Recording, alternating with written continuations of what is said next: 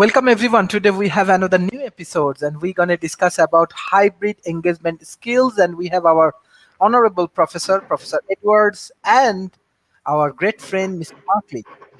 So I want to start from Professor Edward. I know that he will, as he run the think tank, so he may come up with a very interesting idea for our audience. So how do you want to define today's topic, sir?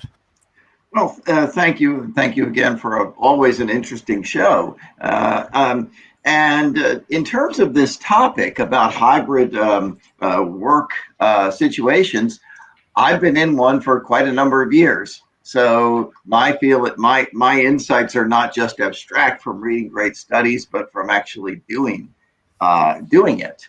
Of course, the context is that over the last decade or so, more and more people have been working at home or working in distributed work situations where not everyone is sitting in one office, and at the same time from 9 o'clock to 5 o'clock or whatever the situation is. And of course, it's even becoming international. After all, for your listeners, they might be interested to know that I believe right in Malaysia, it's 10 p.m. Here in the Washington, D.C. area, it's 10 a.m. We could not be further apart, in a sense. And that's what the future is. So the question becomes, what are the most efficient ways of handling this new situation?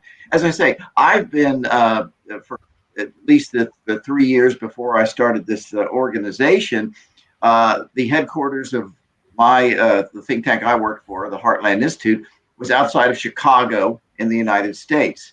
It had about 35 employees, perhaps 40.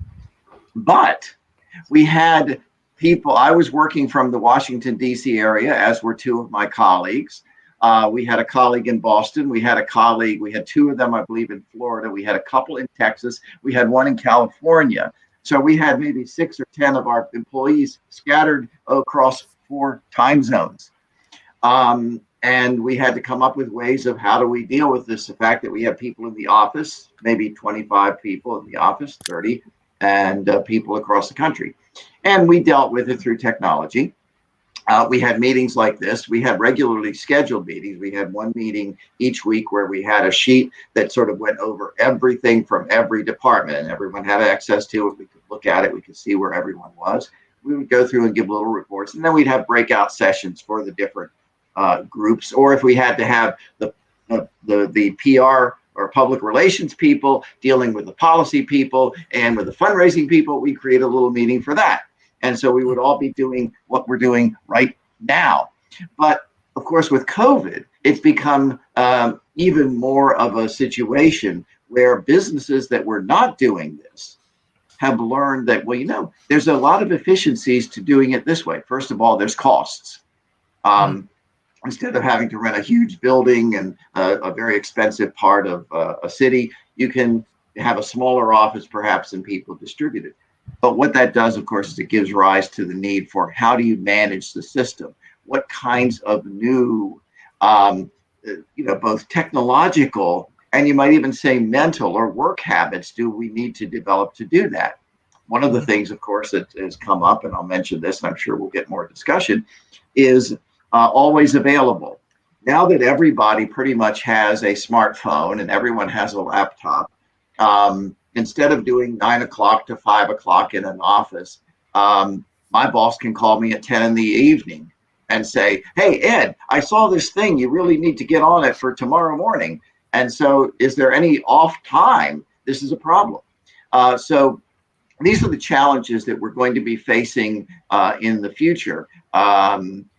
We still are going to have a need for face-to-face meetings. I mean, in the sense we're having a face-to-face meeting now, I would rather be sitting in the room with you and maybe sharing a coffee. Hopefully we'll be able to do that sometime in the future. But I think you'll be seeing, there we go, Rob has someone right now. But I think what you're going to see in the future, for example, and we can talk about this when we get into the details of the technology, we will have in the next 5 years to 10 years, the technology where we will not be sitting looking at screens. We will be sitting in a virtual reality holographic situation where I will see you sitting in a comfortable chair or at a table or whatever, and Mark will be there, and Rob will be there, and it'll be like 4 bodies in the same room, and that will be nice as well. So anyway, that's my framing of the art of the situation, that we're going to have to develop new skills and new techniques in the workplace and think tanks and government agencies as well to do this sort of thing with the new economy. Mhm. Thank you, Professor Edwards. We have our honorable speaker, Professor Rob. So, how do you want to define today's topic, hybrid engagement skills? And you are tech guy, so I think we can get many interesting insight from the industry.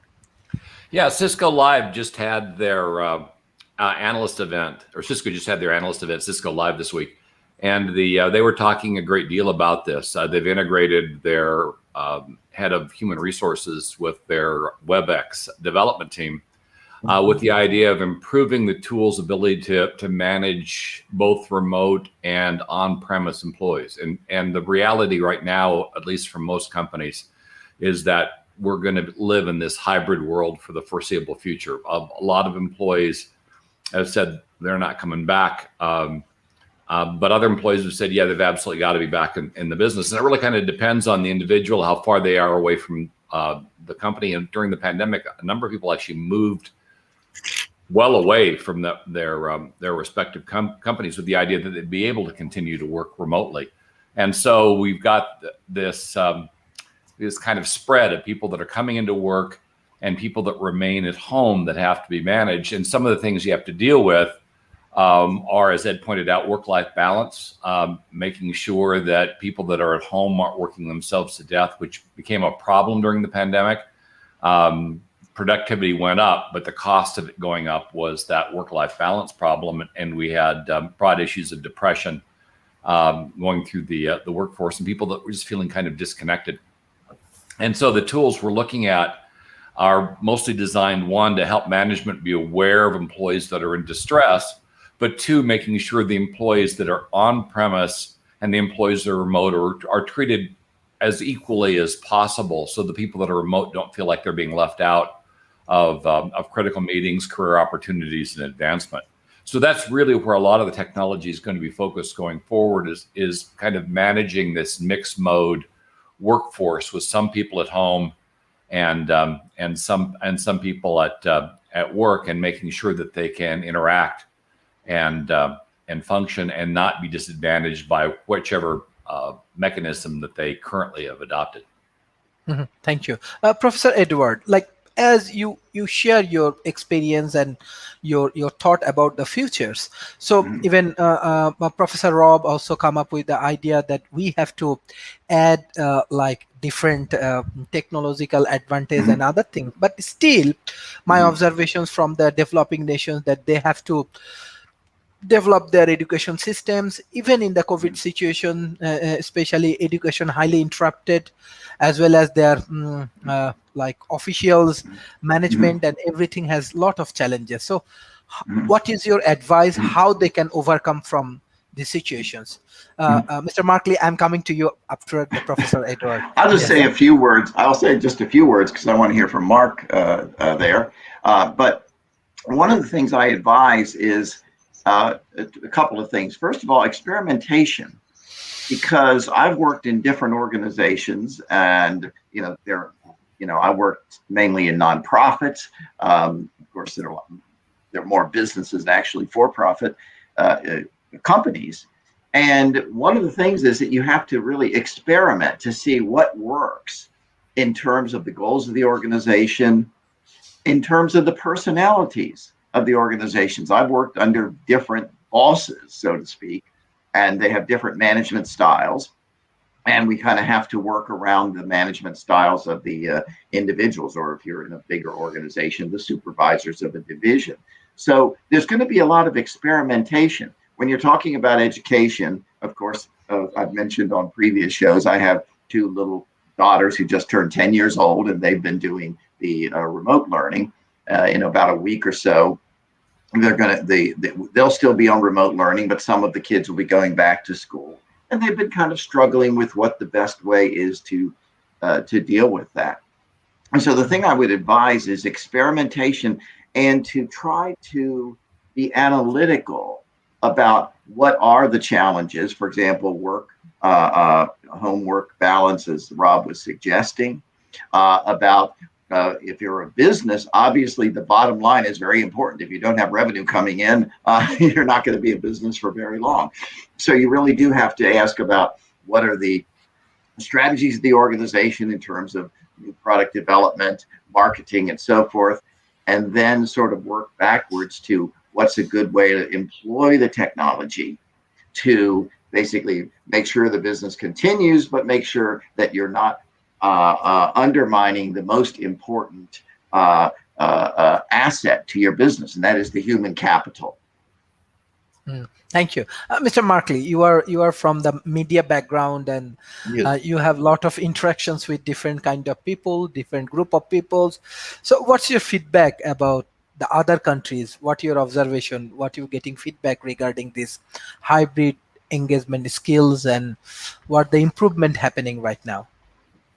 Well, one of the things that I've been noticing on a lot of different levels is one thing is that folks who are already in the academic field, as Edward is and as Rob is as well, seem to have already been prepared in a lot of ways to deal with this hybrid environment because they were already doing that work already. I know I've got a good friend of mine that is a professor over at Nevada in the Las Vegas area, but she also teaches in Arizona and a number of other places. So she was already working in this hybrid field well before COVID and well before a number of other kinds of these innovations. So in that sense, education and higher education had a head start to some degree in what was going on in the hybrid world.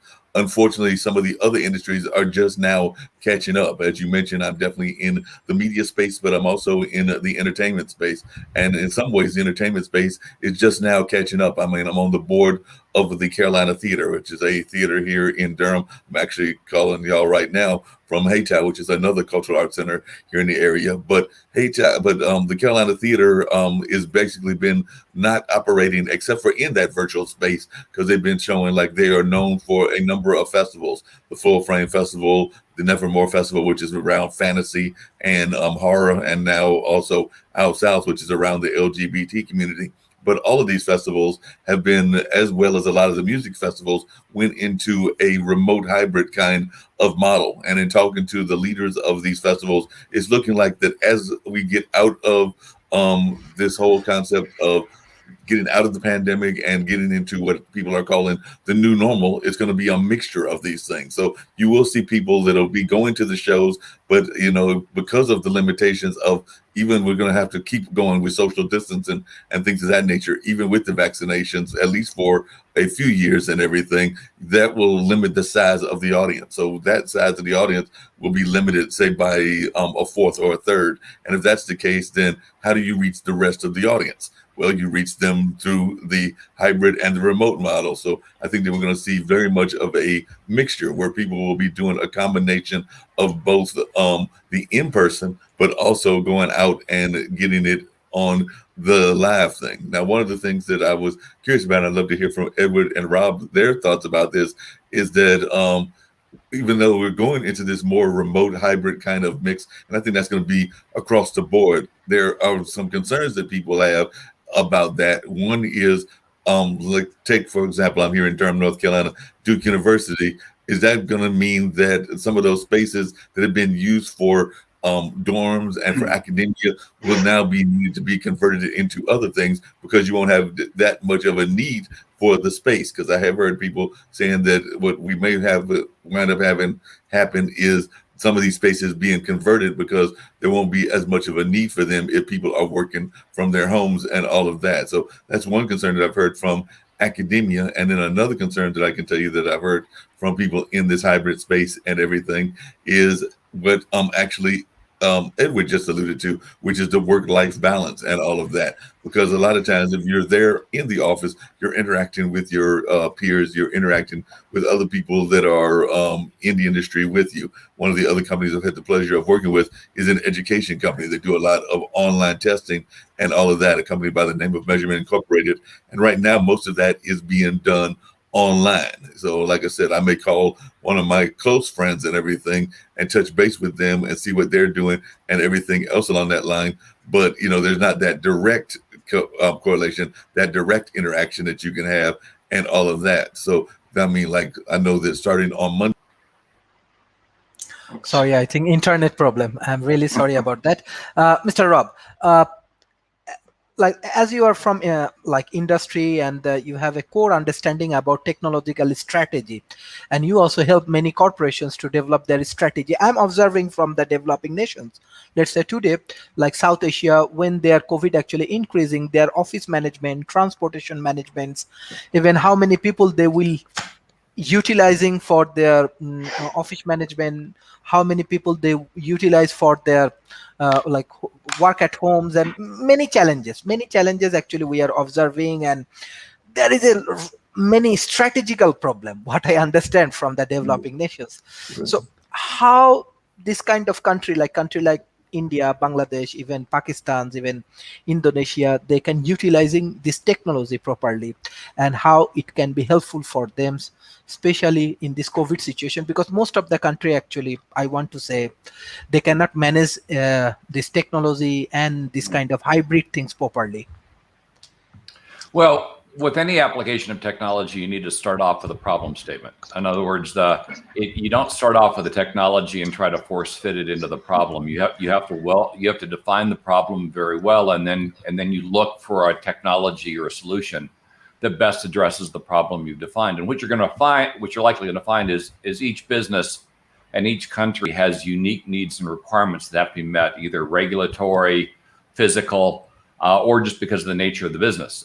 Some people are going to have to go into work regardless of what happens. It's pretty hard to do a factory job remotely right now, though that's being fixed with robotics and remotes. So you start off with a problem. What is it you're trying to solve? Now, I can't speak to what's going on in many other countries. I can talk about what's going on here. And one of the things that's going on here is raising human resources up to be again what it was supposed to be at the very beginning. And that's a way to facilitate the care and feeding of employees, assuring that employees are treated fairly, assuring that they get the tools and resources they need, including training to do their jobs. And then HR takes a central role in helping define the tools necessary to manage these employees, whether they be on premise or remotely, because they're the ones that are supposed to know the most about the care and feeding of the employees as a group. And you do have to do things like balance privacy and the need for management to do proper governance, because if you violate people's privacy too much, they become distrusting of management, and you have other issues you've got to deal with. On the other hand, if you don't capture the dynamics, at least let the employee know what they're doing right and wrong, then they don't progress, and they feel isolated, and they're not really sure if what they're doing is going to carry them forward to a workable career. So all of that has to be factored in. But as I said, the solution should follow the statement of the problem and be designed specifically to address that statement as optimally as possible. Thank you. Professor Edward.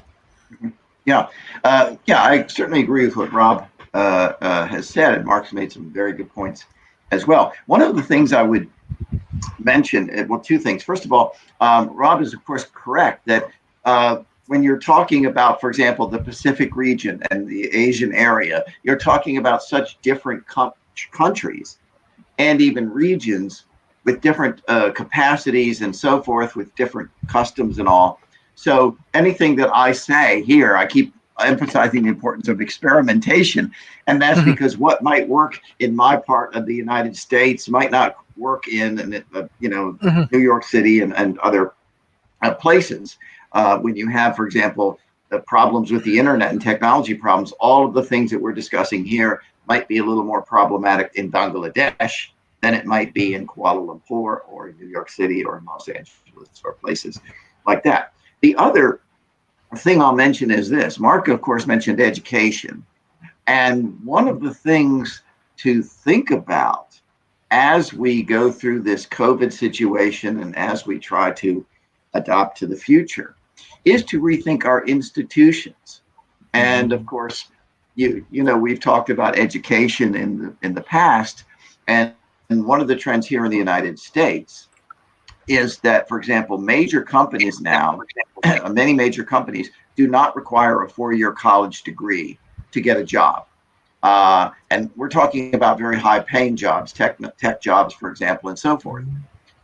Because in this country, we have an education system that's a century or so old. It still serves some functions, but in many cases in the United States, and I would say in Western Europe and some of the developed countries in Asia as well, getting a 4-year college degree is expensive. It's a waste of time for many people, and you could get the same skills, in fact, even better, perhaps, if you're more focused, without doing that. So when we think about, for example, universities, and for example, if you were in North Carolina, you're surrounded by them, at least for markets.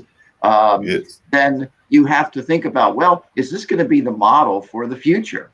Or is this not going to be the model, and more kids, for example, will do either online learning or very focused learning where they only need a year or two to train for a particular skill. And so the universities will simply have fewer students. And what we've seen in this country, by the way, is that over the last number of years, the number of kids going to universities has kind of leveled off, even as over the last decade or two, costs have skyrocketed in this country for that kind of education. So I think you're going to have to rethink not only how you work within a workplace, within a university, within a business, but what's the world going to look like in terms of universities, businesses, and so forth in the future. And so keep that in mind as well when you look at hybrid skills. Thank you. Mr. Markley. Yes.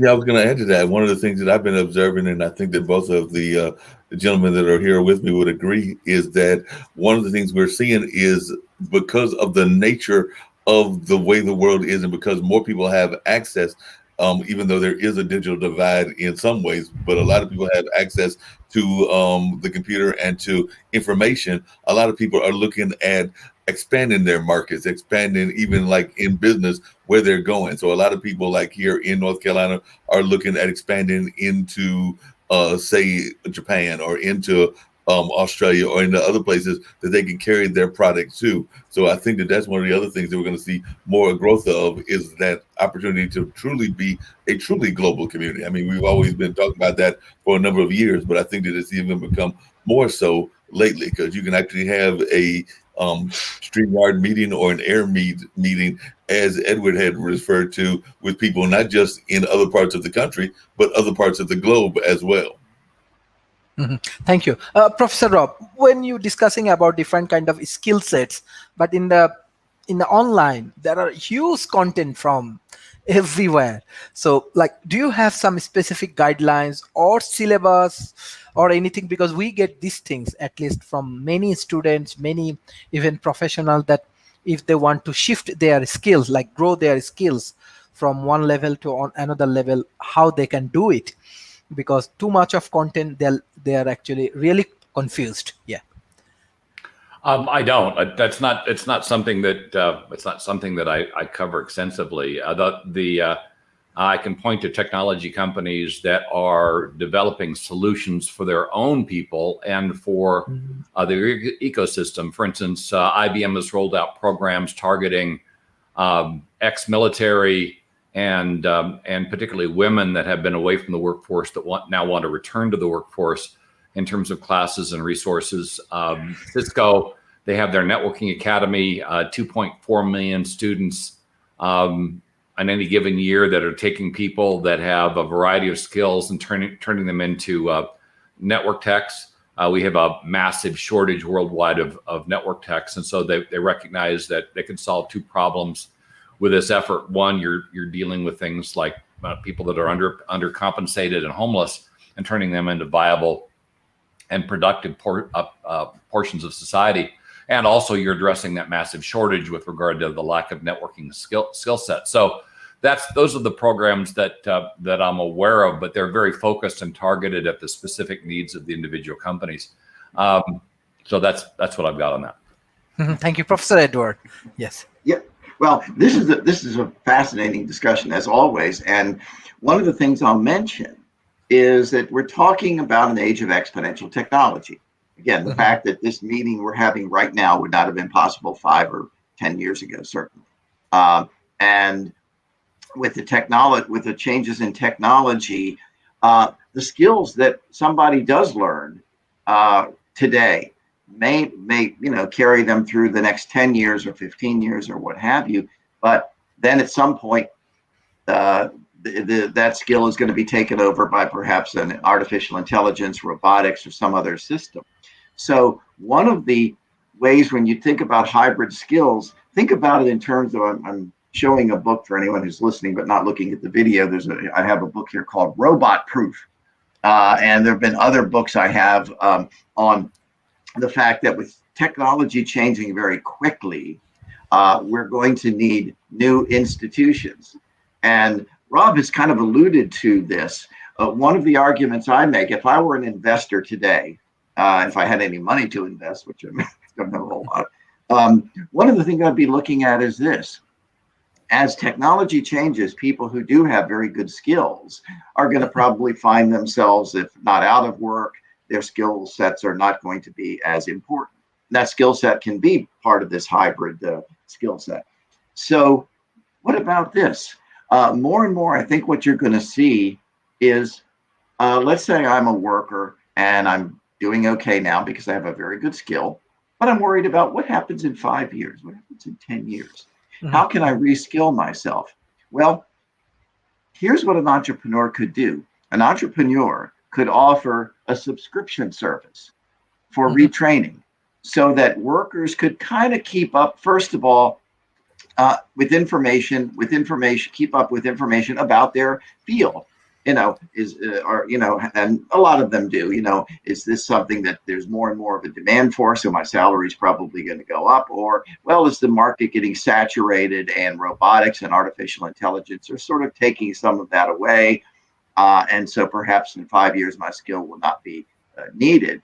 And so if you have entrepreneurs who offer subscription services to constant retraining, then as my skill is less needed, I will be looking for other things to do. I can retrain myself and I can be ahead of what the market is doing. And I mentioned earlier that universities are seeing their enrollments, at least in the United States, level off. A lot of places don't need you 4-year college degrees to get work. And so maybe the colleges and the universities can retool themselves to offer subscription services for workers so that they can sort of keep up with their skills so that they can move quickly into another area if needed. So again, I'm thinking in terms of how do you robot proof yourself for the future? And that's something that I see as an emerging market coming up. Edward, if I can add to that, one of the things that I've noticed in everything is that a lot of times you get these kind of programs where people will do the retraining. I'm even thinking about what's happened during the pandemic and everything. And there were a number of people that were, including major universities, that were retraining people in contact tracing, retraining people in a number of other fields and everything. But one of the things that I find that we don't do a good job of is after the retraining is actually doing some sort of follow-up. And I would actually argue the same thing with our overall education system. So we may retrain the people, but then, it's one thing to train somebody. Like I went and did the contact tracing course and everything. And part of this, I will acknowledge, was probably on me not being as aggressive about going after the jobs and everything along those lines. But I don't think that there's enough of a push to get the training, but also after you get the training, whatever that institution is. In my case, with the contract tracing, it was Johns Hopkins, but let's say Johns Hopkins or Harvard or whatever, even UNC, and having the people actually go out there and help you land the jobs. And I think that that's one of the things that's even happening in our schools. Because a number of times, there was a time that our schools actually had like different what tracks they call them. So you would have like the college track and you would have the vocational track. But I think we've really got away from the vocational track. And a lot of the jobs now are actually vocational oriented. We're not having enough jobs and people trained into how to be an auto mechanic or how to be a carpenter. And there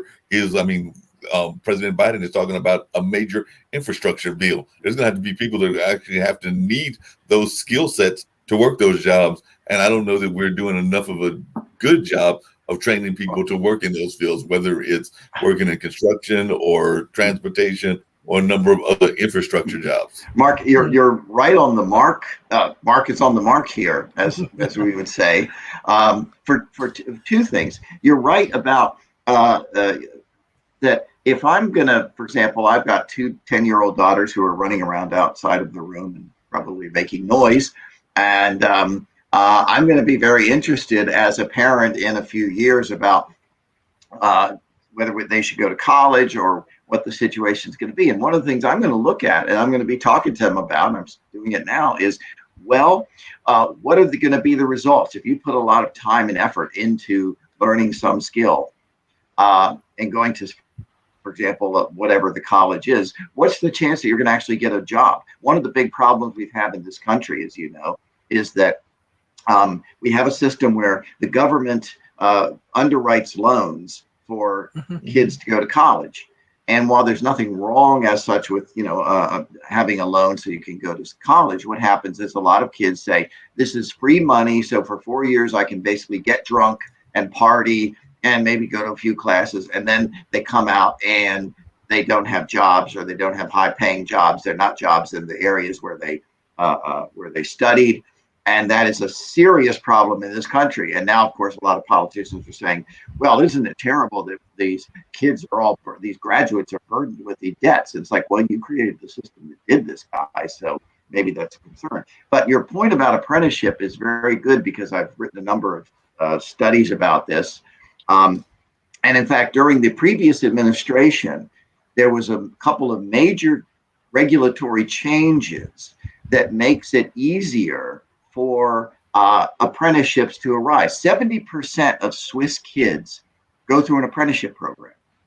And it's not just apprenticeships for plumbers and things like that, though in this country we certainly need those skills, and in other Western countries as well, and I'm sure in a lot of the Asian Pacific countries. It's apprenticeships in things like finance, technology. They have a teaching apprenticeship now, and so forth. 70% of Swiss kids. Whereas, for example, here in the state of Maryland, they do have an apprenticeship program in the state, but it's a very, very, very small percentage of kids that can go through these programs. So again, innovation in education really is absolutely important, and will help to determine what kind of skill mix and hybrid skills you're going to need in the future. Thank you, Professor Rob. Yes. Yeah. As others have pointed out, the one of the issues with education is it's focused on covering a curriculum, not really advancing the student, which is kind of problematic. That you give instructors, professors a series of things they're supposed to convey, but there's no closed loop to indicate that those things have actually had a positive impact on the student's career or process.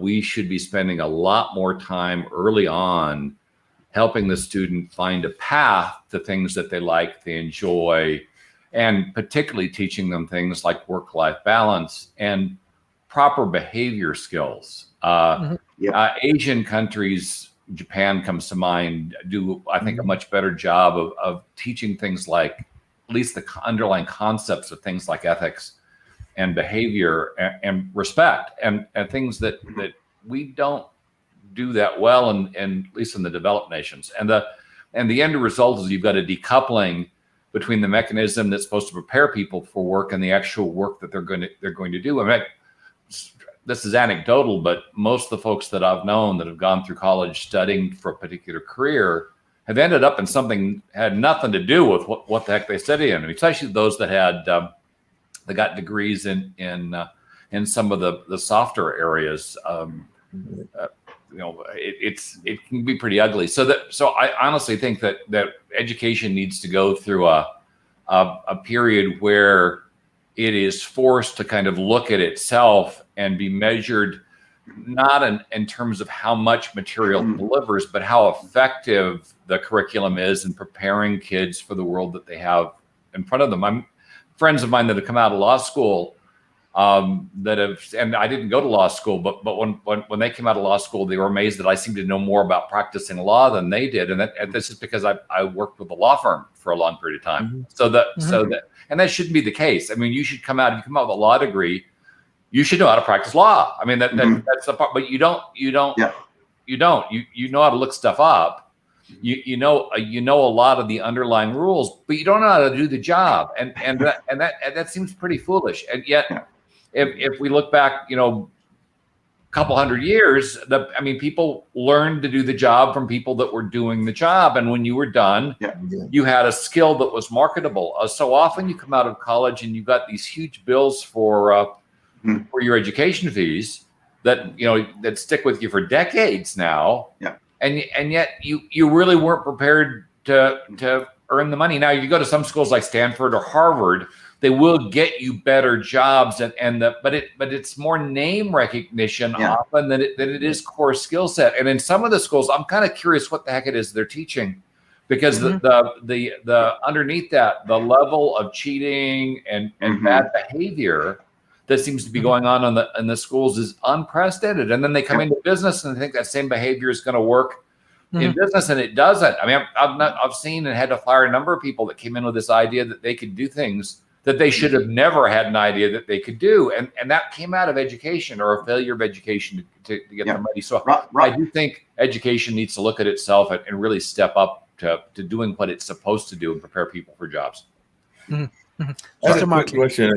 I had a quick question, and I was curious to hear what people's thoughts about this is. I'll pose it as a question, but first I was going to make a statement. And you're right that a lot of times there's a lot of not just unemployment. I know here in this United States we talk about unemployment figures, but there's also a lot of underemployment where people are actually working in jobs that are not connected with the job that they've got, but they just are trying to survive and pay off those extraordinary bills that you were talking about, those college bills and all of that. I know that the company I was just referring to, the testing company, they actually do require a college degree.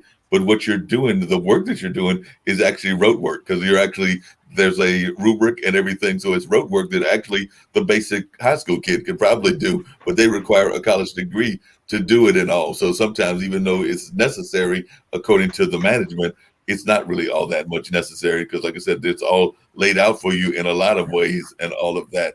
But my question that I had is, as we go into this more hybrid environment, and you actually alluded to it, Rob, is the fear that more and more people will get caught up in that cheating mentality, because unfortunately, because of privacy rights and things of that nature, you don't really have all that much access to know what the person is doing on the other side of the screen. So like I said, we can hope that they're doing the productive work that we want them to do, whether that's the college work in the sense of the education, or doing the work that they're supposed to be doing on the business side.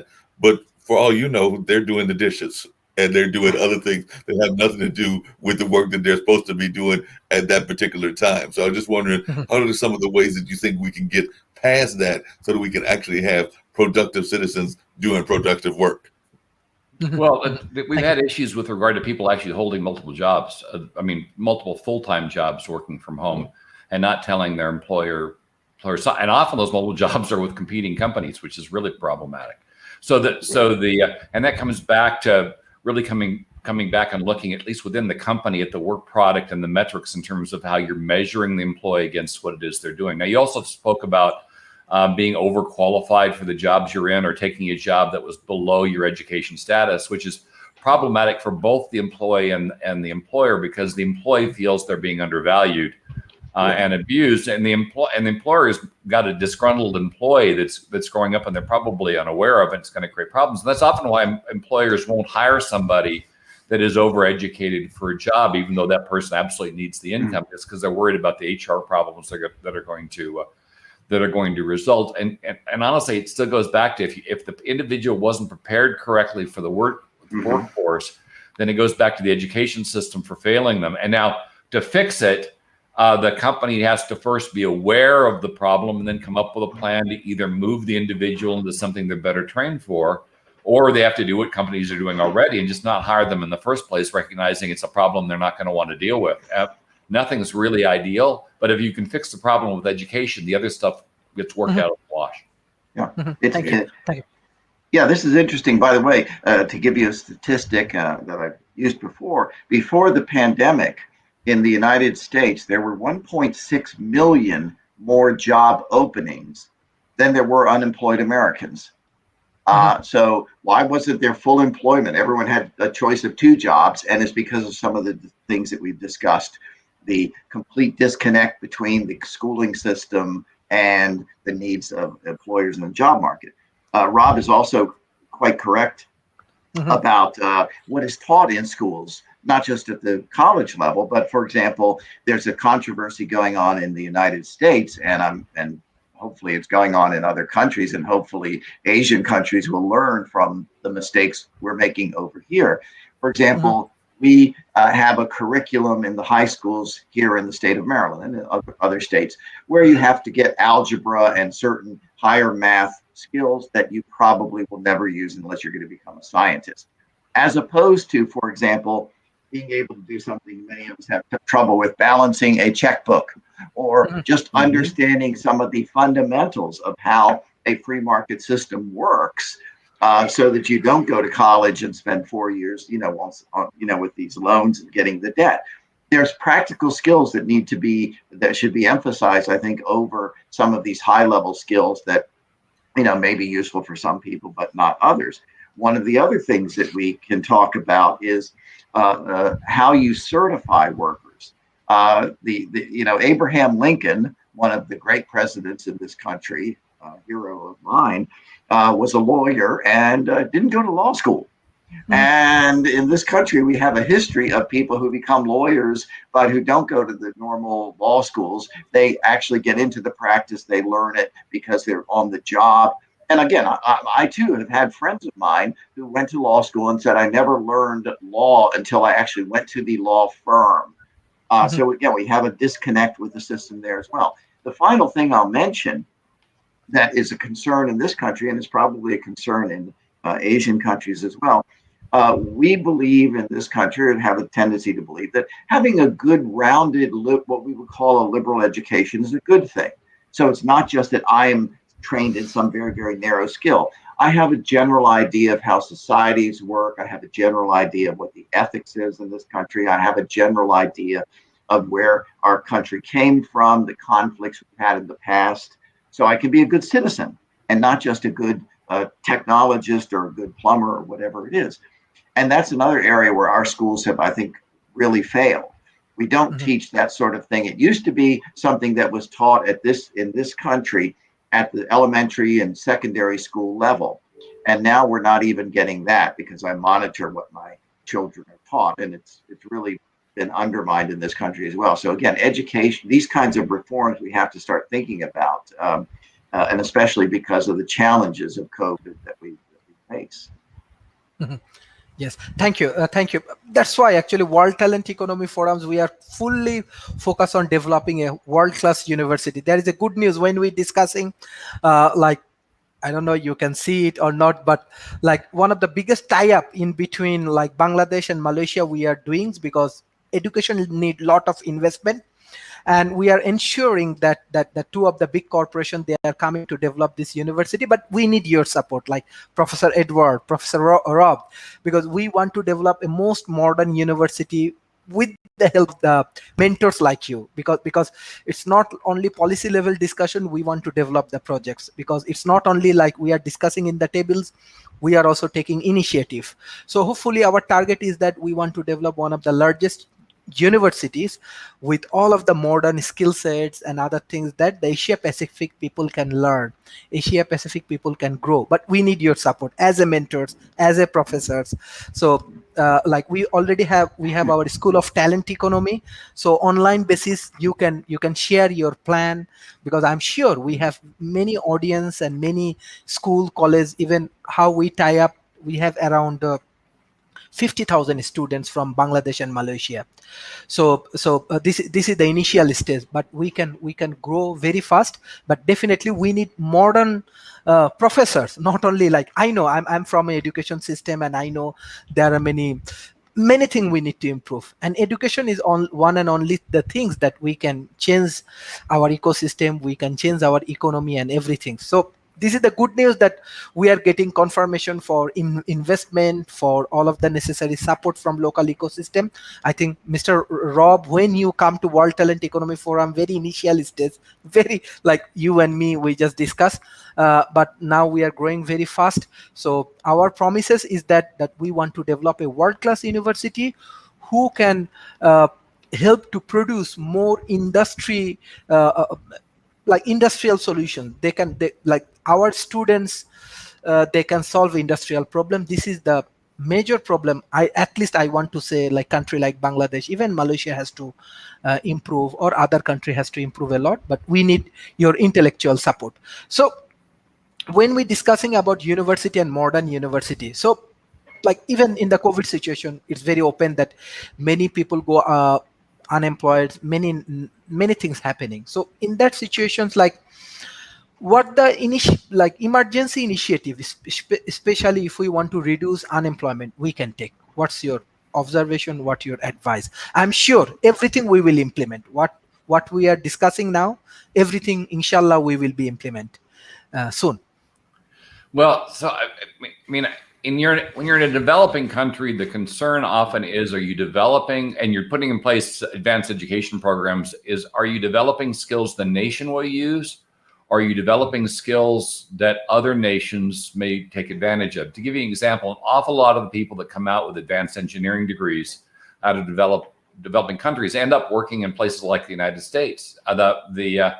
Which doesn't make a ton of sense to me. The skills that you're developing should be focused on bringing the developing nation into the developed world.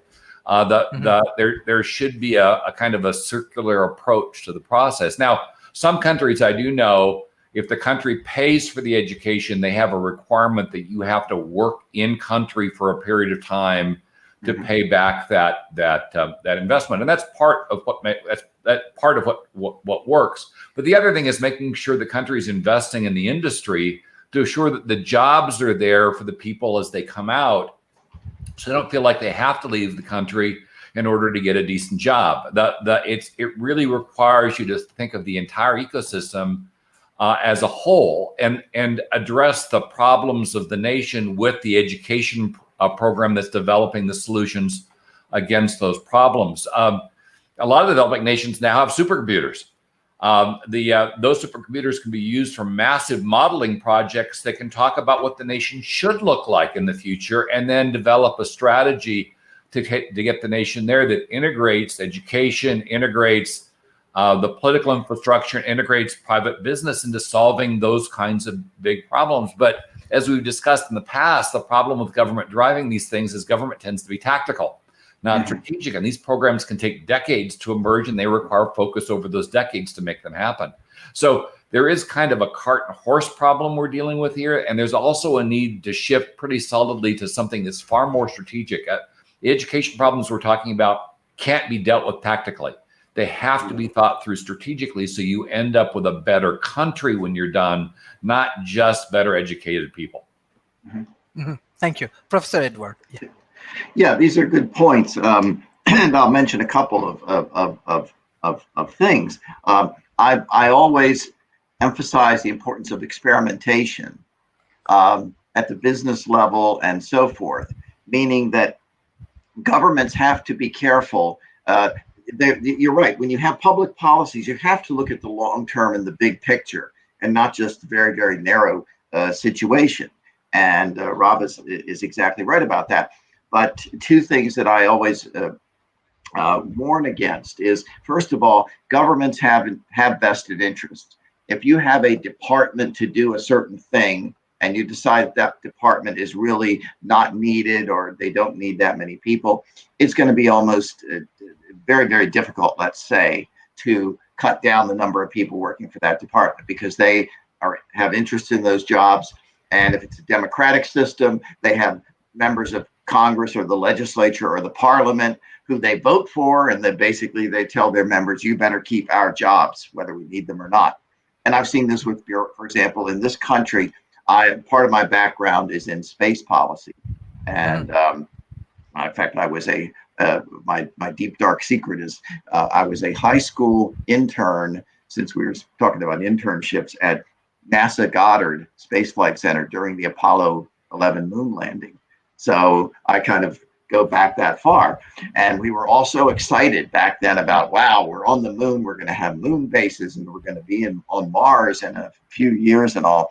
And one of the reasons it didn't happen was, among other things, is that NASA had a bureaucracy that was aimed at certain things, and each senator protected their interest in their state. And so the big picture that a lot of people wanted to do in this country just didn't get executed because of the government interests and vested interests. And the other thing is, again, I keep emphasizing the importance of experimentation. And if, for example, we were having this conversation 50 years ago, we would be talking about the need for massive computers and the idea of having small laptop computers or personal computers. Well, that's kind of a nutty idea. No one's going to do that. IBM, the big computer company, in a sense, missed out early on because they didn't think the idea of personal computers would catch on, and they eventually caught up on that. The other thing I'll mention, and this is important, I think, in less developed countries, you're right, Rob is right about people getting an education in Malaysia or in Africa or in places like this, and then coming to the United States to work. My father last year was in and out of the hospital a lot, unfortunately, and some of his best doctors were from Nigeria and Kenya. And why weren't they practicing medicine in Nigeria and Kenya, where they really needed, physicians?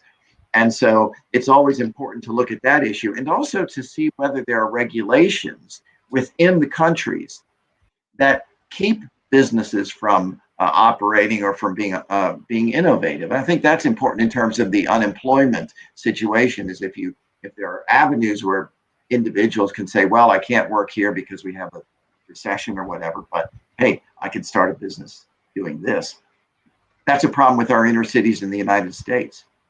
There are so many regulations that in a city in America, if a woman wants to be a hairdresser and basically just use her living room and have a little salon, and women in the community will come in and they'll fix their hair. Sometimes the government will say, well, you need 2 years of school and you need this and that and all these requirements. And so some poor lady who's impoverished, she can't afford that.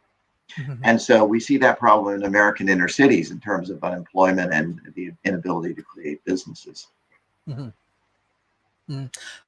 Yes, Professor Rob, that's why, even I think that for education, what you are discussing about this Nigerian examples, I think same thing happened from India, from Pakistan, from Bangladesh, because there is a brain drain. Many people go to outside and they are engaged with professional work and they never go back. So that's why from my side, I convince the local entrepreneurs and government, build up world-class university example in Bangladesh.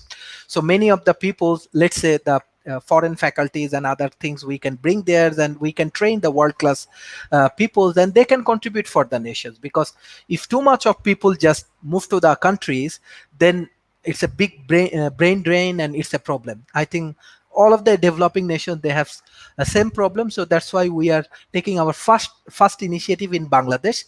And today, really, we are happy in this when we discussing these collaborations and other things, we are getting support from the local entrepreneurs. But hopefully it takes time. Me personally alone cannot change many things, but hopefully with this kind of policy level discussions, new mindset and new things can change many developing nations, and that is the ultimately way of change the local ecosystem. I believe in that way. So I directly want to go for this strategic part, for what type of new strategy we can take for corporation, especially governments and other things, especially technology adaptations. What's Professor Rob advice for today? Well, so if you're working for a variety of corporations, it's more than just getting funding from them and some professorial help. You really have to think through programs that tie the educational efforts to job openings that those companies themselves may have. And in many cases, these companies have long-term plans where they can identify job shortages they're going to have in future years, which becomes critical. In fact, forcing these companies to kind of do a little bit more of that is critical, because a lot of companies are pretty tactical as well.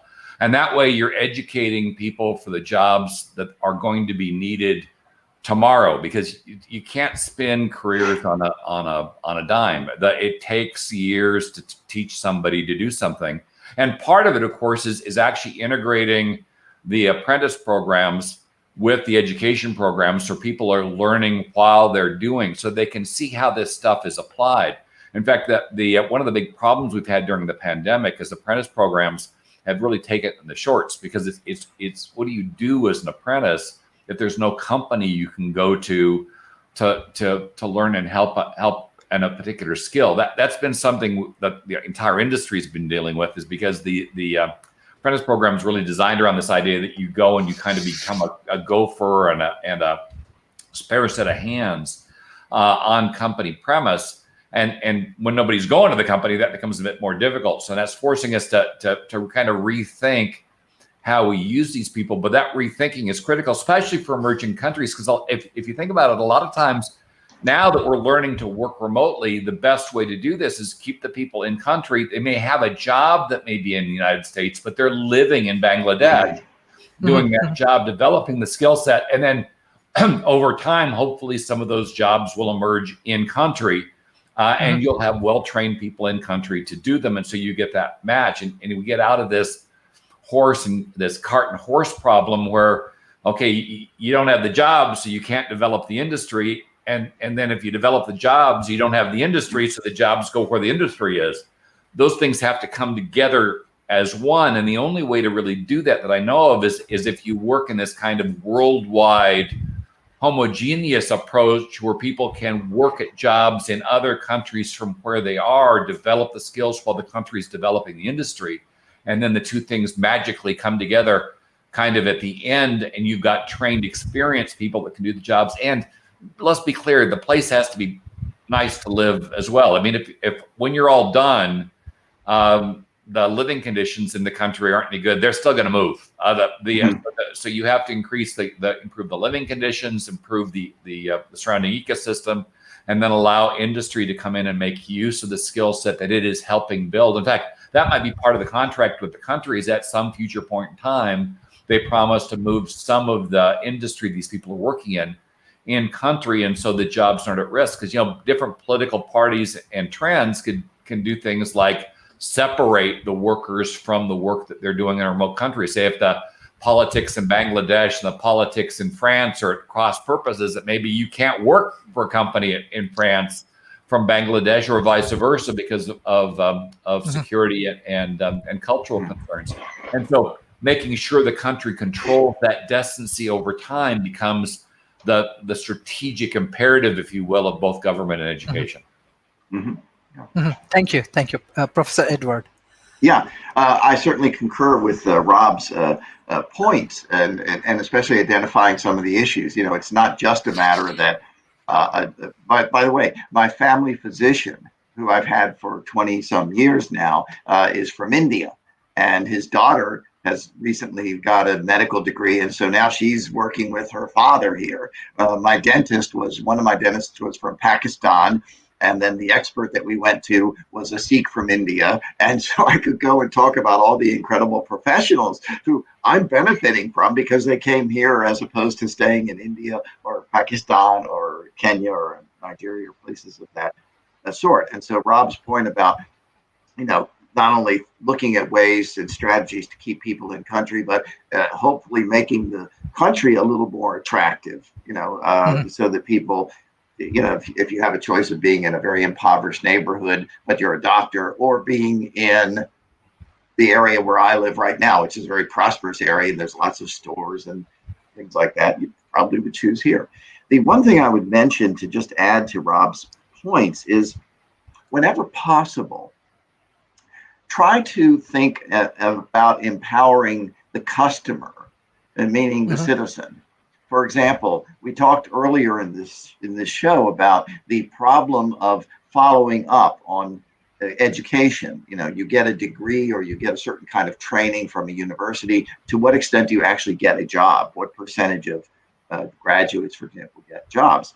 And so that's important.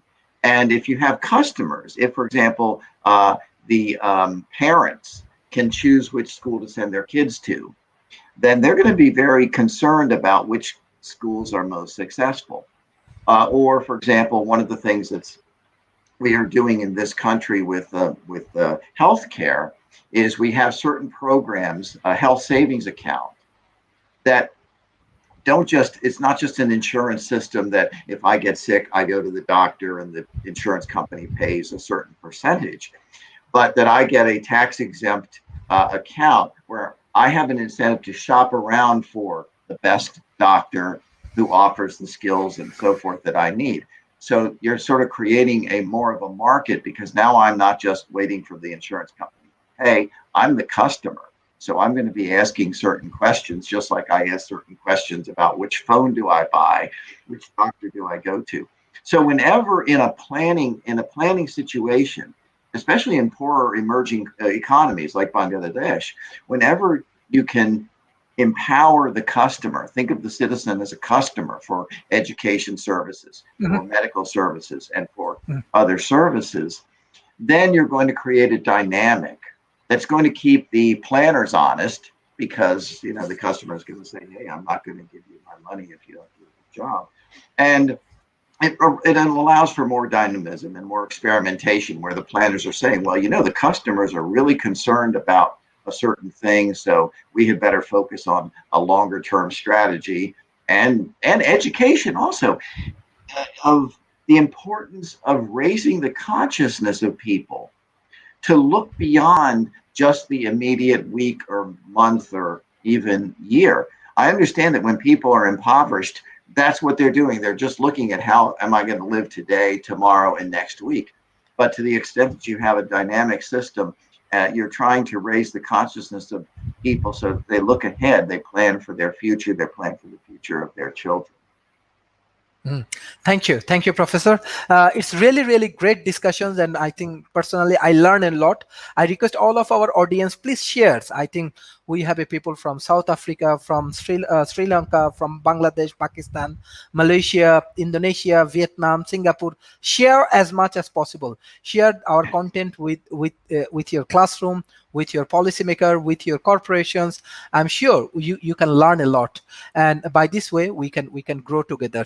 And I directly want to go for the concluding remarks for today. First, Professor Rob, and then Professor Edward.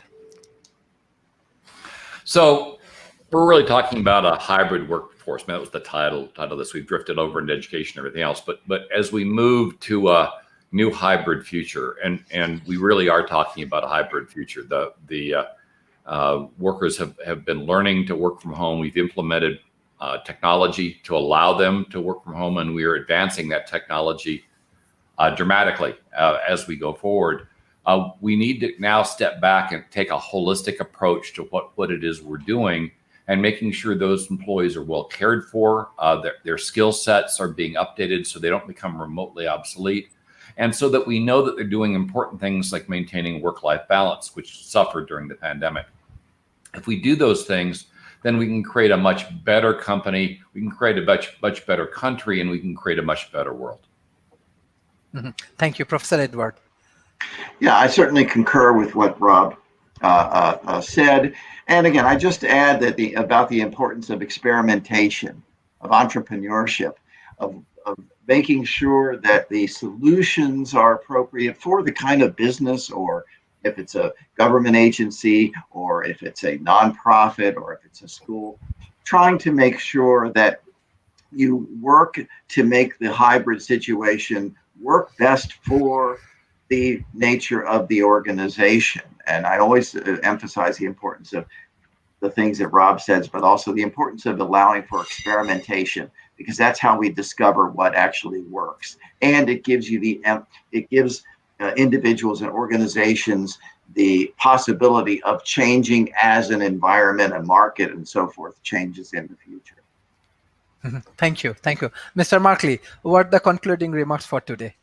Yeah, glad I could pop back in and everything. Actually, something that Edward just said fits into what I would add as my concluding remarks, which is that whether you're in the nonprofit world or whether you're in the profit world or you're a startup entrepreneur or maybe you're involved in the gig economy, because we do know a number of folks have started going to work in those gig economy jobs, whether it's Grubhub or DoorDash or a number of other those kinds of jobs in order to maintain survival during this day and time.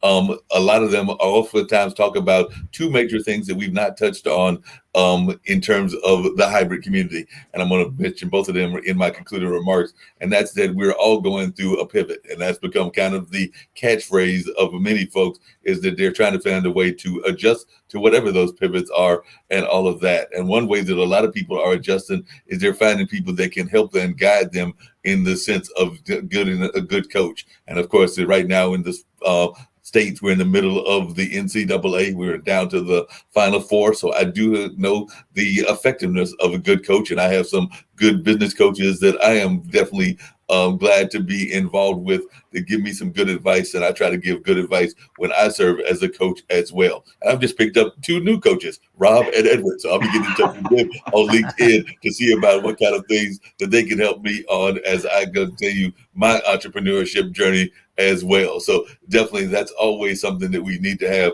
as we're just kind of like, don't just kind of like go free flow in any old kind of way, kind of willy-nilly and all of that. You need to have a game plan. And I can tell you that too often a lot of entrepreneurs just kind of go into it and they don't have necessarily a game plan. I'm a big fan of getting a business plan or getting some sort of kind of game plan. It might even be a vision board, but definitely know where you come from, but also where you're going.